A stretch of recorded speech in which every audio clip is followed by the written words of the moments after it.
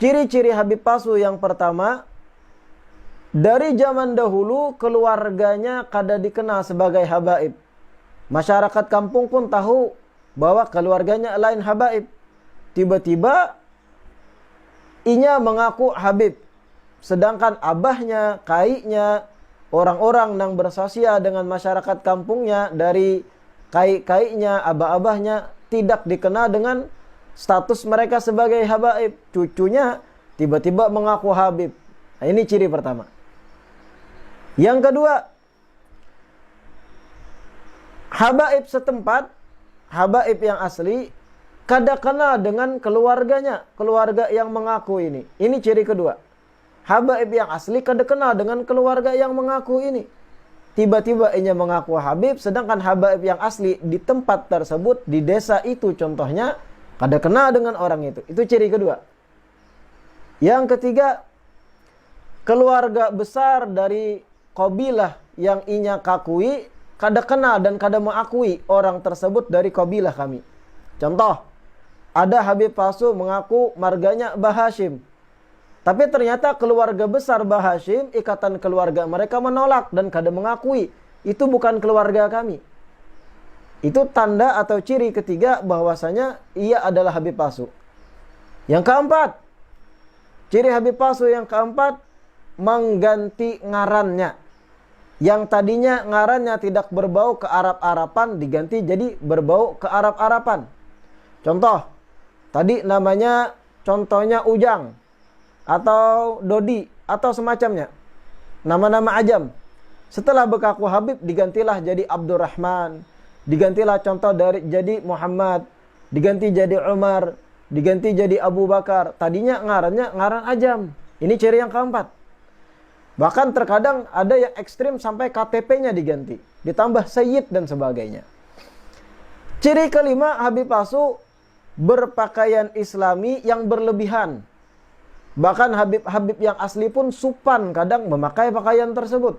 Contoh, inya habib palsu, mengaku sebagai habib, padahal bukan.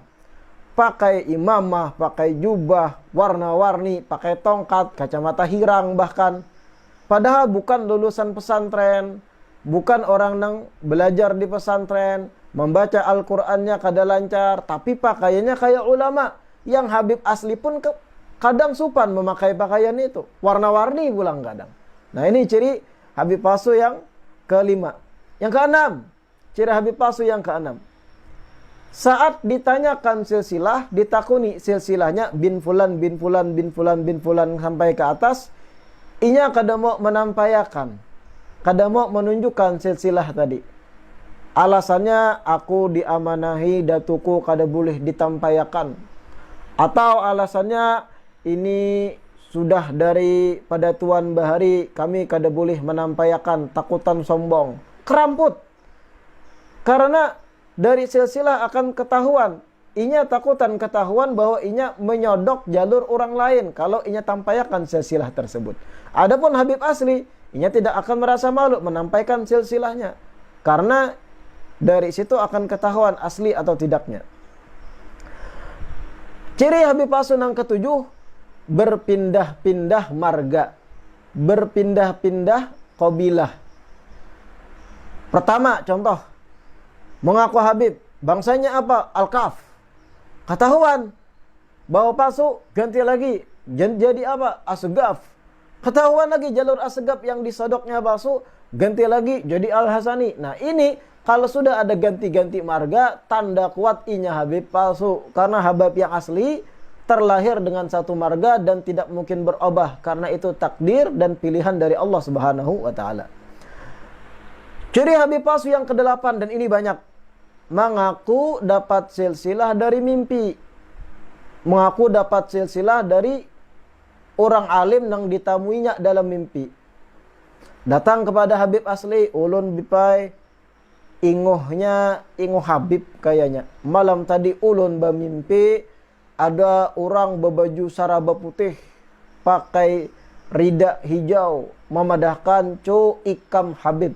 Nasab ikam pulan bin pulan bin pulan bin pulan dan sebagainya. Ini tanda kuat Habib palsu. Karena ilmu nasab bukan ilmu yang diperoleh dari dunia metafisika, tapi itu ilmu yang dipelajari di lapangan, penelusuran silsilah mata rantai keluarga. Kemudian ciri Habib palsu yang kesembilan adalah berkumpul selalu sesama mereka antara Habib-Habib palsu. Jarang inya mau berkumpul dengan Habib yang asli karena bakal disariki, bakal dimarahi. Inya mengolah komunitas antar palsu satu sama lain. Inya membuat ikatan, kerekatan antar mereka sesama palsu. Kemudian ciri Habib palsu yang selanjutnya yang ke-10, keluarga besar si palsu ini, kai-kainya, ninik-niniknya, pamannya atau dingsanak abahnya dari bahari kada pernah kawin silang dengan habaib yang asli. Artinya kainya, niniknya, dangsanak kainya, dingsanak nininya mulai bahari kada pernah kawin lawan Habib dan Syarifah. Karena mereka bukan.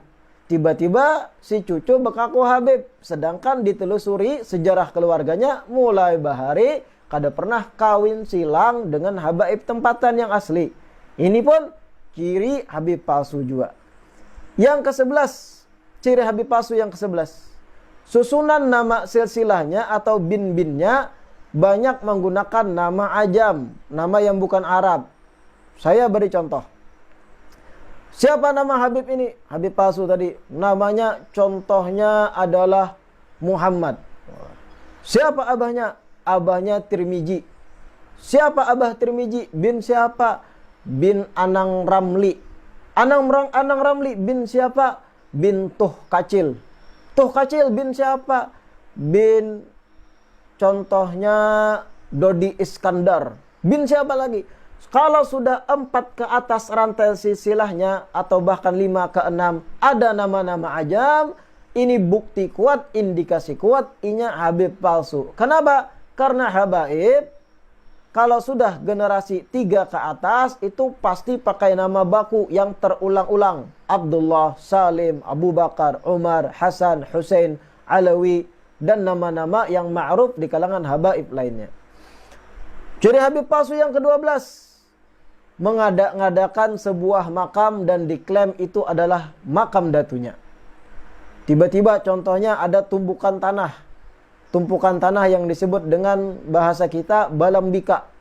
Dipadakan itu adalah makam Habib datuku Habib Fulan bin Fulan, wafat tahun 9 Hijriah. Wah, abad 9 Hijriah, mohon maaf. Itu adalah datu kami. Padahal balambika wara isinya adalah sarang samud.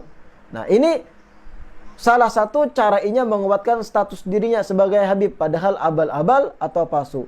Mengada-adakan makam yang sebenarnya makam tersebut bisa jadi kosong isinya atau makam orang bahari yang orang tempatan sekitar makam kada tahu itu makam Habib, tapi inya mengaras ini adalah makam Habib datuku. Itu ciri Habib palsu yang ke-12. Yang ke-13, ciri Habib palsu mendekati Habib yang bujur, yang sahih. Inya mendekati Habib yang sahih, yang bujur, kemudian foto bersama. Saat minta foto bersama kada bepadah inya Habib. Inya bepadah Muhibin, minta foto Habib lawan pian berselfie, foto Habib lawan pian. Dapat foto tadi, dicetaknya, di-share-nya di medsos atau dicetak dipasang di dinding sebagai penguat baginya Habib-Habib aslinya akrab lawan aku. Artinya aku ini pun Habib juga, ujar si palsu tadi. Na'udzubillah, macam-macam.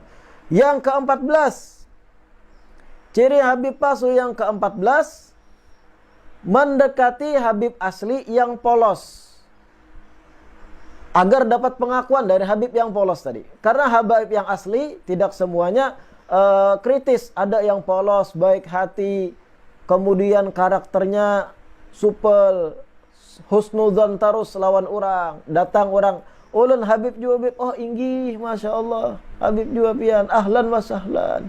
Didatangi Habib polos kayak itu agar dapat pengakuan, bahkan di video dan sebagainya. Oh ini Habib juga. Padahal inya aspal palsu. Habib polos tadi dijadikan alat aja untuk pengakuan dirinya sebagai Habib, padahal abal-abal atau palsu. Ciri Habib palsu yang ke-15 selanjutnya, mereka takutan lawan lembaga nasab habaib yang sah, yaitu Rabithah Alawiyah, atau ada lembaga lain yang juga sangat kredibel, Naqabatul Ashraf. Mereka takutan dengan dua lembaga nasab ini. Kenapa? Karena akan terbuktikan kepalsuan nasab mereka kalau mereka datang ke dua lembaga ini. Inilah ciri-ciri Habib palsu sesuai dengan tukar pikiran kami antar banyak habaib ratusan di Ikatan Alawiyin Borneo dan